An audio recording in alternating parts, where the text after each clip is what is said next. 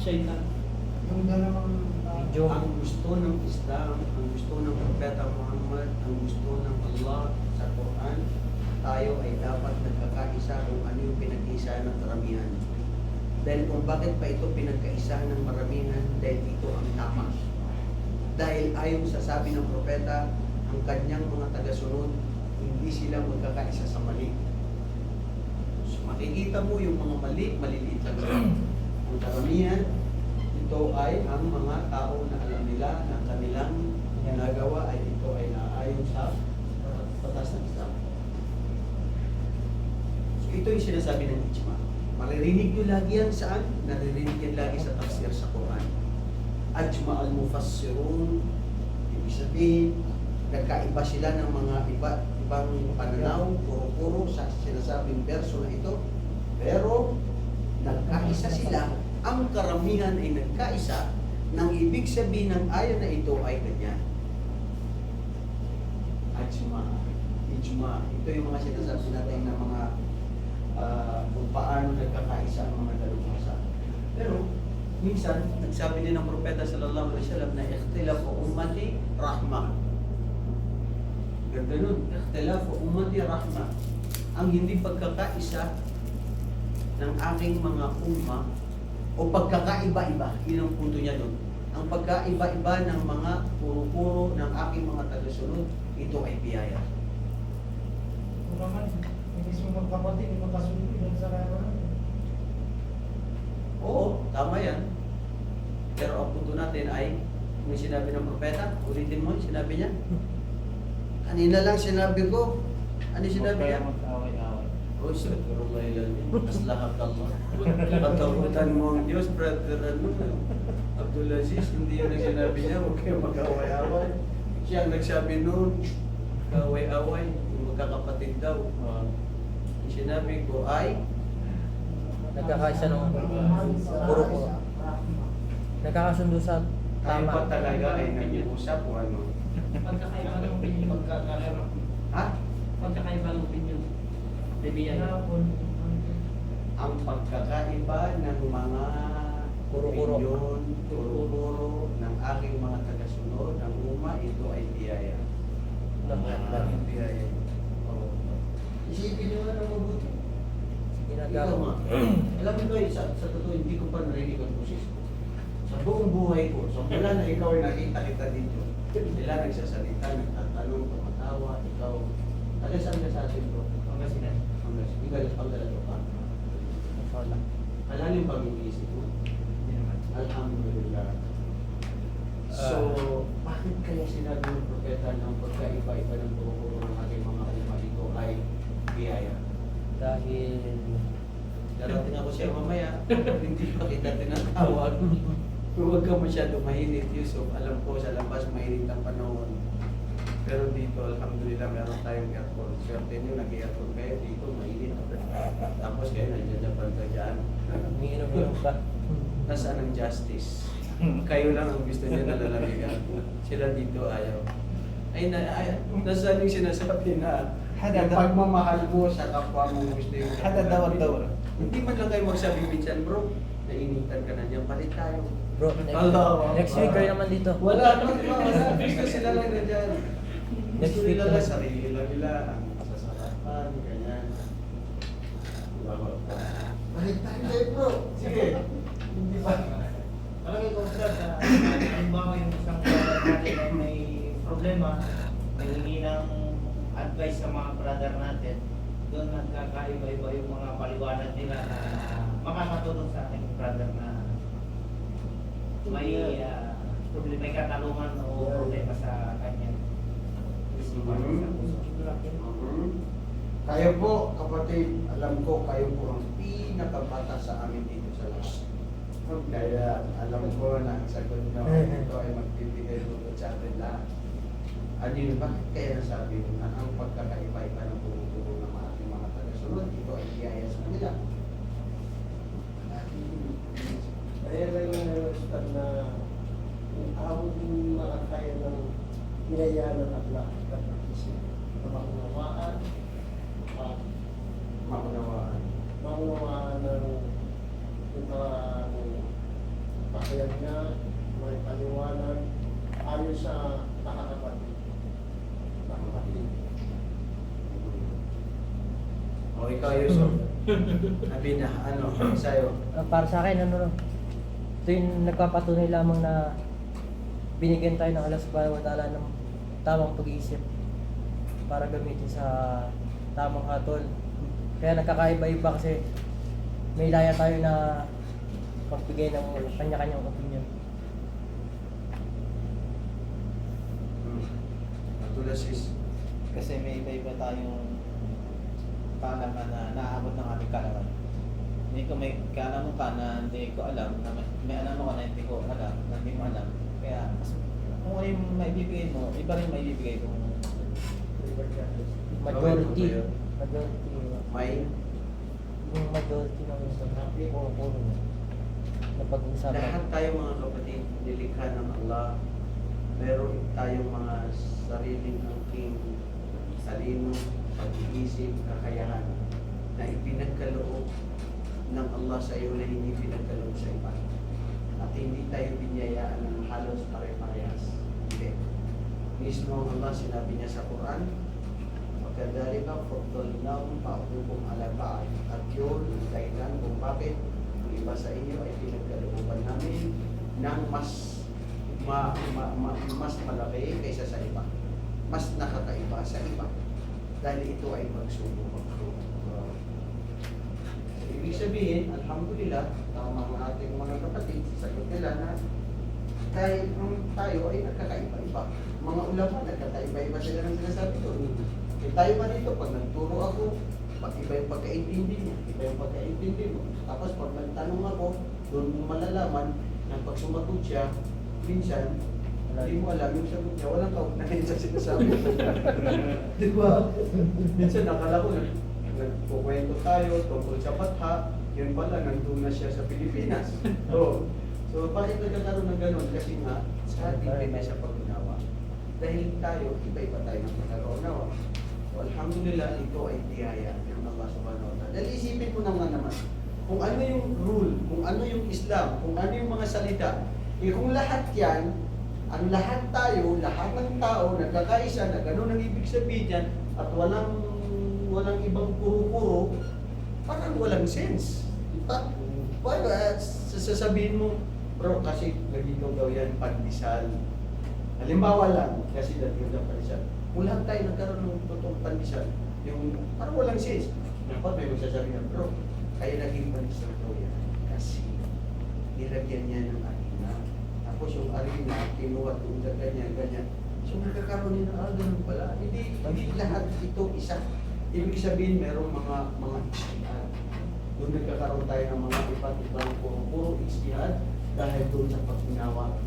Dahil din sa dami ng hadith ng propeta. Dahil din sa ang Islam ay malawak. Dahil din sa salita ng propeta sallallahu alaihi wasallam ay malawak at iba-iba ito ng ating sinasabi na pagkakaintindi dahil doon sa bawat interpretasyon ng bawat isa. Minsan, sa atin, doon sa amin, bakit ganyan ang sinabi ng ulama na yan? Sabi niya, huwag mo nang tanungin kasi graduate yan ng Saudi Arabia. Bakit yan? Iba yung sinabi niyan. Kasi nag-graduate yan sa Libya. Yung iba nag-graduate sa Egypt. Yung iba nag-graduate sa Sudan. So bakit ganun? Kasi lahat ng knowledge na pinagkuhanan nila hindi isa. Although iisa ang Islam, although iisa ang hadith ng Propeta sallallahu alaihi wasallam, pero hindi yung nabasa niya ay nabasa noon. So magkakaiba, hindi lahat ng ganun yun. So tama ang sinabi ng Propeta sallallahu alaihi wasallam na ijma, ang pagkakaiba-iba ng puro-puro ng ating mga kasunod ay ito ay biyaya mula sa kanila. Dahil dito natin nalalaman kung paano, subhanallah, may papakita ng Allah gaano kalawak ang Quran. Ito ang usapin sa sinasabi natin tafsir. So, ang tafsir mga kapatid, katulad ng sinabi natin ng brother natin, na Ustad, na mayroon tayo sa mga tafsir. Katulad dito, dala ko ngayon, Tafsir Sa'di.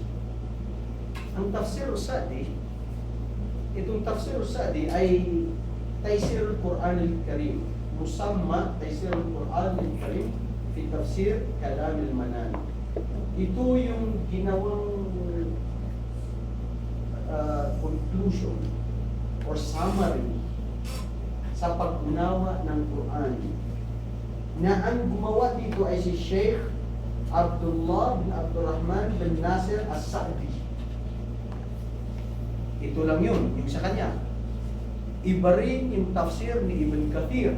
Ngayon, ang karamihan ay lahat alam niya yung kay tafsir ni Ibn Kathir. Iba rin yung tafsir ni Qurtubi. Iba rin yung tafsir ni Ibn Manan. Iba rin yung tafsirul Jarir. Pero yung tafsirul Jarir. So lahat ng mga ito nagkakaiba-iba ng tafsir pero may pagkakahawin. Pero minsan makikita mo yung mga tafsir nila na iiba dun sa tafsir ng isa. Doon mo nakikita gaano kalawak ang ibig sabihin ng mga. Para ito ay malaman natin sa ating pag-aaral ng tafsir. Bago siguro tayo mag-aral ng tafsir, una na dapat malaman ng isang Muslim sa kanyang pag-aaral sa tafsir ay paano niya ito pag-aaralan. Paano niya ito unawain. Di ba? Paano natin unawain ang tafsir? Yun na lang ba nabasa mo? Yun lang yun? Hindi. Dapat lalo natin itong palalawakin sa pamamagitan ng pagtatanong, pananaliksik, pagbasa ng mga iba't ibang uri ng tafsir ng Quran. Ngayon siguro, naintindihan natin, nalaman natin kung gaano ito kahalaga. Magbigay lang tayo ng mga ilang mga kaimportantihan kung bakit mahalaga ang pag-aaral ng tafsir. Una, bakit mahalaga ang pag-aaral ng tafsir?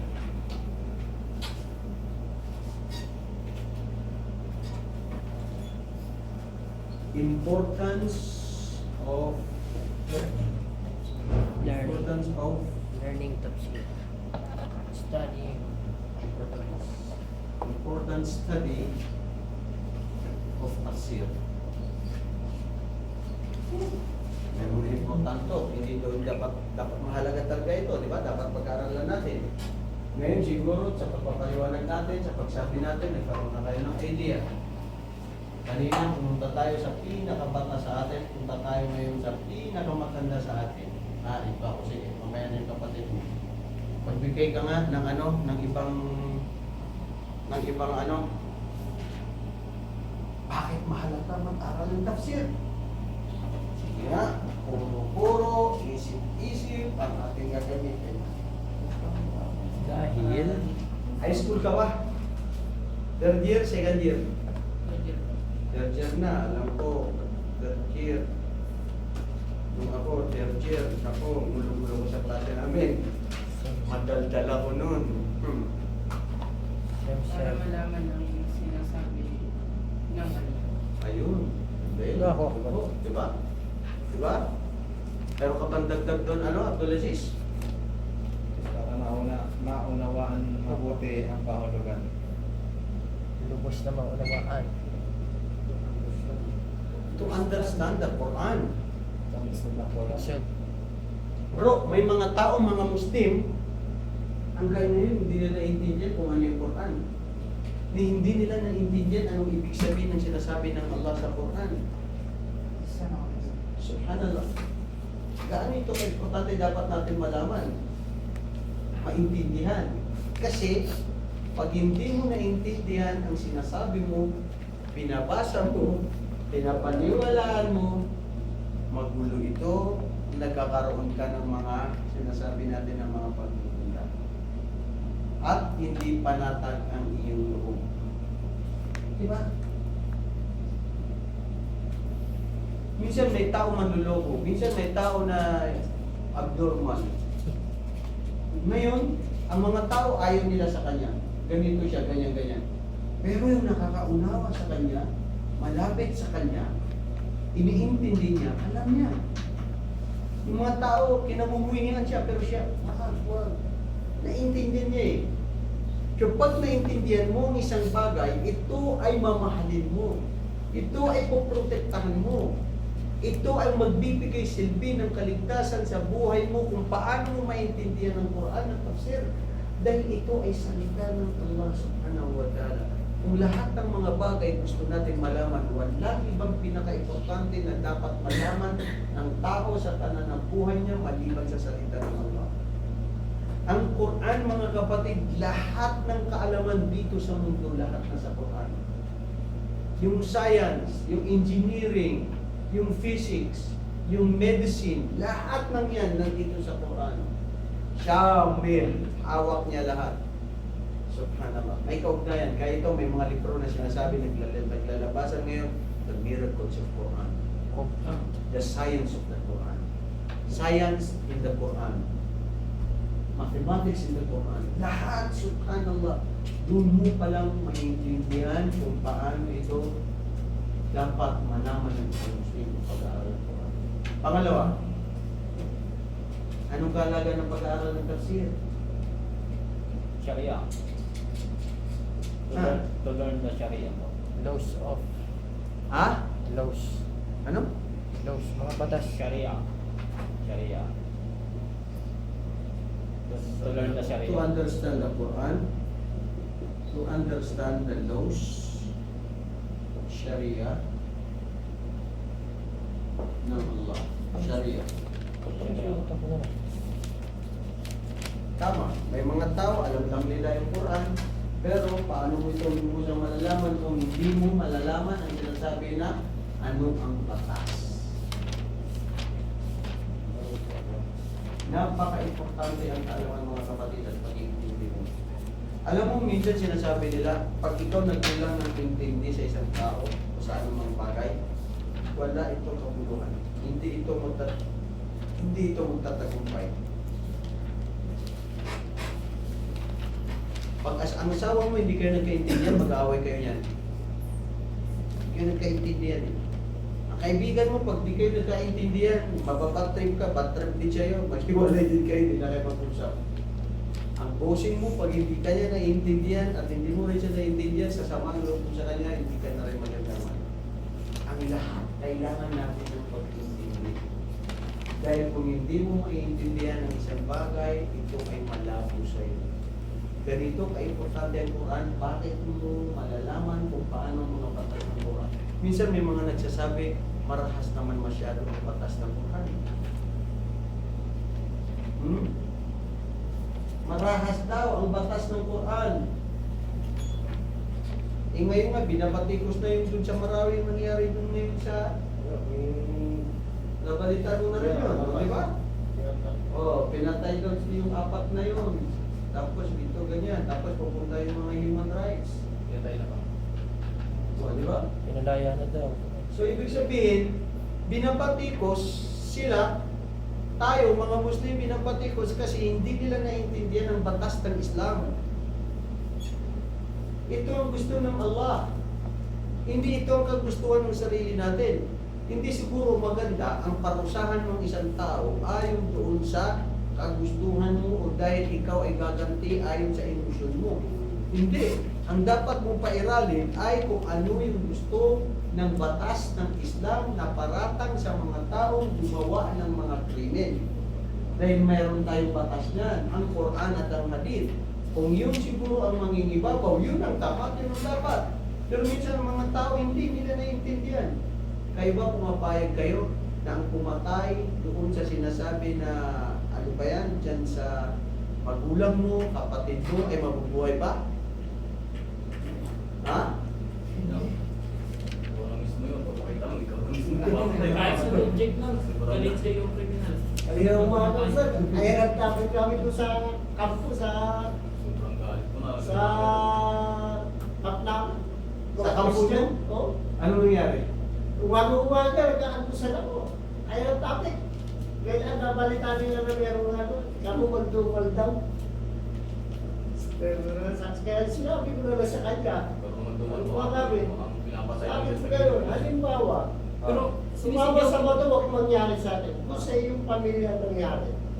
Ang anak mo, nakikita mo, kinahasa, pinatay, ngayon ang Sino gumawa ba? niya, nahuli, pagkita mo lang yung gumawa, nakakulong, dinabantayan pa, may gwardiya, libre pagkain. Naglalaro ng buhay. Ang sarap ng buhay, hindi ka tumahan na yun. Ano sa damdamin mo kung anak mo yung gano'n nangyari? Allah Akbar. Tamang batas ng Islam. Di ba masakit? Bakit yun ang gusto ng Allah? Kung maintindihin natin, yun ang gusto ng Allah dahil una, kung ito ay bibigyan natin ng diin ng pansin para hindi pa marisan. Hindi na po kami. Ito tumama. Pangalawa, hindi dumami yung mga matay tao. Pangatlo, dahil kung hindi yun at makalabas muli at patawarin mo siya, gagawa uli siya.